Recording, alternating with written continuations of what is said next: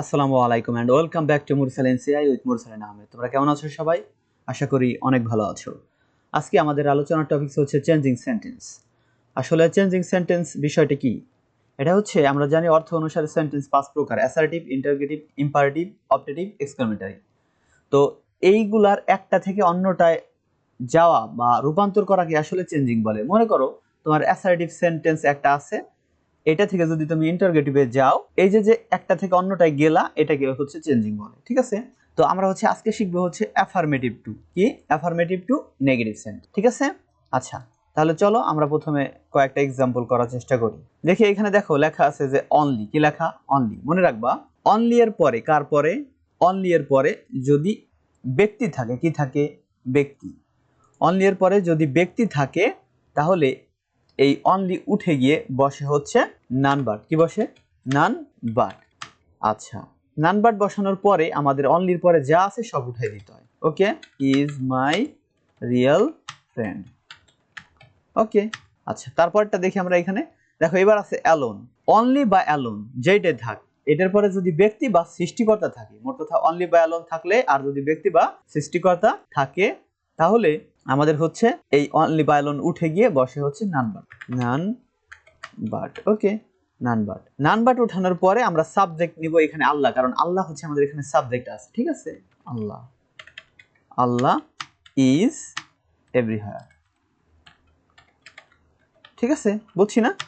আচ্ছা, এর পরেরটা যদি অনলি বা অ্যালোনের পরে বয়স বা সংখ্যা থাকে, বয়স বা সংখ্যা থাকে, এইখানে দেখো এই যে অনলি বা অ্যালোন, তো অনলি বা অ্যালোনের পরে আমাদের এইখানে আছে 10।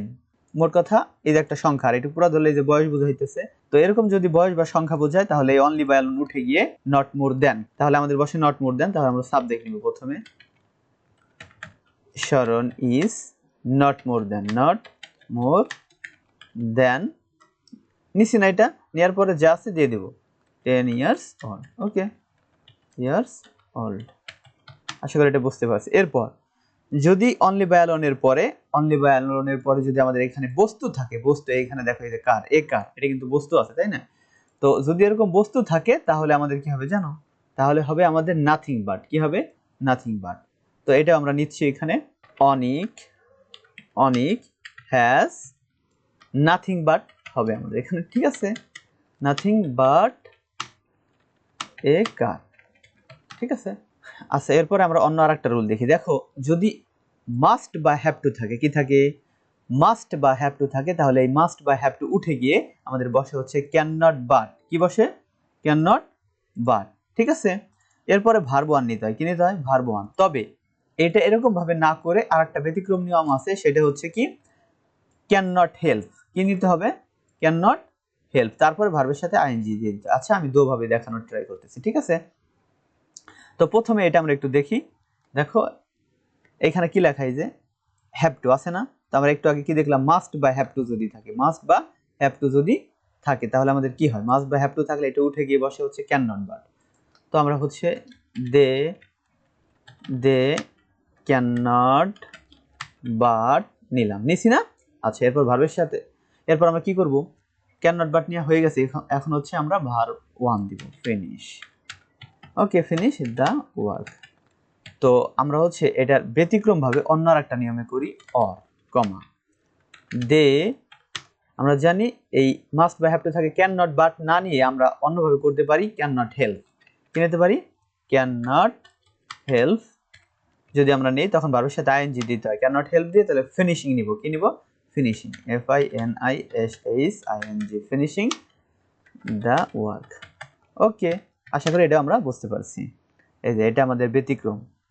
ওকে, আচ্ছা আচ্ছা, আমরা আরেকটা एग्जांपल দেখি। এখানে দেখো এখানে লেখা আছে they had to finish the work. এখানে হ্যাড টু আছে, মানে হ্যাভ টু পরিবর্তে হ্যাড টু আছে। আর হ্যাড টু যেহেতু পাস্ট টেন্স, তাহলে কি করতে হবে আমাদের? ক্যান নট নেওয়ার কথা ছিল। যদি হ্যাভ টু হইতো তাহলে আমরা কি নিতাম? Can not but verb one. কিন্তু এইখানে তো হ্যাড আছে, যেহেতু হ্যাড আছে এই জন্য আমরা হচ্ছে জাস্ট ক্যানের পরিবর্তে কুড নিব। কি নিব? কুড।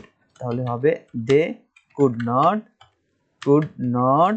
বাট, মানে সেম, শুধু ক্যান নিতাম, এখানে ক্যান নট না নিয়ে নিছি কুড নট। ওকে, আচ্ছা, তারপর কি verb one, finish the work.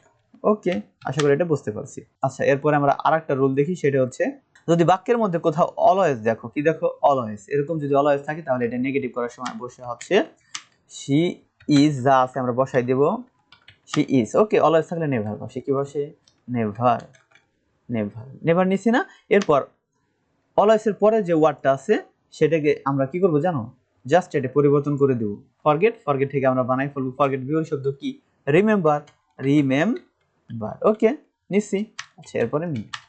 এখন মোট কথা এটার পরিবর্তে আমরা এইটা নিছি, ফরগেটের পরিবর্তে ফরগেটের বিপরীত, ফরগেট মানে ভুলে যাওয়া, আর এর বিপরীত শব্দ হচ্ছে রিমেম্বার মানে মনে করা বা স্মরণ করা। ওকে, আচ্ছা, আরেকটা রুল দেখি আমরা, এখানে এই যে দেখো আরেকটা লেখা আছে যে দ্য রাহুল ইজ অপটিমিস্টিক। দেখো এটা কোনো রুলে পড়ে নাই, এটাকে সিম্পল অ্যাফার্মেটিভ বলে। কি বলে? Simple affirmative.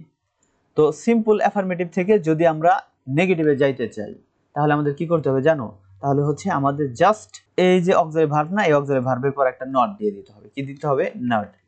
রাহুল, নট দেওয়ার পরে ইজ নট, নট দিছি না, নট দেওয়ার পরে আমাদের হচ্ছে পরের শব্দ যেটা আছে, এই যে এটা উল্টাই দিব। এটা কি করব? উল্টাই দিব। তো অপটিমিস্টিক মানে আশাবাদী, এর বিপরীত শব্দ হবে পেসিমিস্টিক। কি? Pessimistic, pessimistic. আশা করি এটাও বুঝতে পারছি। ওকে, আচ্ছা, আমরা আরেকটা एग्जांपल দেখি। যদি কোনো বাক্যে দেখো এভরি, কি লেখা এভরি, যদি এভরি থাকে তাহলে আমাদের নেগেটিভ করার সময় এভরি এর পরিবর্তে বসে there is no, there is no. Okay, তারপর এভরির পরে যে নাউন আছে, তো এখানে এভরি, এইটা এভরির পরে নাউন কি, এই যে মাদার, তাই না? এভরির পরে নাউন যেহেতু মাদার, তাহলে আমরা মাদারটা নিয়ে নিব, মাদার। ঠিক আছে, নিছি। আচ্ছা, মাদার নেওয়া হয়ে গেছে না, এবার আমরা হচ্ছে একটা বাট নিব। কি নিব? বাট। তারপর যা আছে সব দিয়ে দেব, লাভস হার চাইল্ড। ওকে, আচ্ছা, কিন্তু এই এভরিযুক্ত বাক্যে যদি হ্যাভ হ্যাজ কখনো মূল ভার্ব থাকে, কি থাকে? এখানে যেমন লাভ হচ্ছে মূল ভার্ব, কিন্তু যদি কখনো থাকে হ্যাভ হ্যাজ, কি থাকে? হ্যাভ বা হ্যাজ, তাহলে আমাদের কি নিয়ম হবে দেখি। তাহলে আমরা একটা দেখো, এখানে এই যে দেখো every rose has a thorn আছে না? যখন এরকম হ্যাভ বা হ্যাজ থাকবে তখন আমাদের এটা করতে হবে একটু অন্য নিয়মে। যেমন এভরি থাকলে তো দেয়ার ইজ নো বসে, আমরা জানি দেয়ার ইজ নো, তাই না? আচ্ছা, তো দেয়ার ইজ নো না থেকে কিন্তু দেয়ার ওয়াজ নো থাকতে পারতো, যদি পাস্ট টেন্স হইতো তাহলে কিন্তু ওয়াজ নো নিতাম। ওকে, নিচ্ছি। এরপর রোজ নিব, কারণ আমরা জানি এভরির পরের নাউন নিয়ে ফেলাই যায়, এখানে তো পরের নাউন আছে রোজ, এই যে রোজ আমরা হচ্ছে নিয়ে ফেললাম। আচ্ছা, ঠিক আছে। আচ্ছা, এর পরেরটা নেয়ার কথা ছিল হচ্ছে বাট। যেমন এখানে দেখো এই যে এভরি পরিবর্তে মাদার নেওয়ার পর বাট নিছে, কিন্তু বাট নিছি না, কিন্তু এখানে কিন্তু বাট নিতে পারবো না। কেন জানো? কারণ হ্যাভ হ্যাজ যখন থাকবে তখন বাটের পরিবর্তে বসে উইদাউট। কি বসে? With out, with out. Okay, without, তারপর যা আছে দিয়ে দিতে হয়, উইদাউট এ থ্রোন। আশা করি এটাও বুঝতে পারছি। এইবার আসি আমরা, যদি কোনো বাক্যে দেখো যে এরকম আছে বোথ ডট ডট অ্যান্ড, এরকম বোথ ডট ডট অ্যান্ড যদি থাকে তাহলে আমাদের এই বোথ ডট ডট অ্যান্ড উঠে গিয়ে বোথের পরিবর্তে বসে নট অনলি, আর অ্যান্ডের পরিবর্তে বসে বাট অলসো। করি তাহলে আমরা এটা। ওকে, তো Rahul okay likes not only tea but also coffee. Okay, মনে রাখবা এই যে নট অনলি আর হচ্ছে এই যে বাট অলসো, এটা কিসের জন্য বসলো? বোথের পরিবর্তে জাস্ট বসে নট অনলি, এন্ড এর পরিবর্তে বসে বাট অলসো।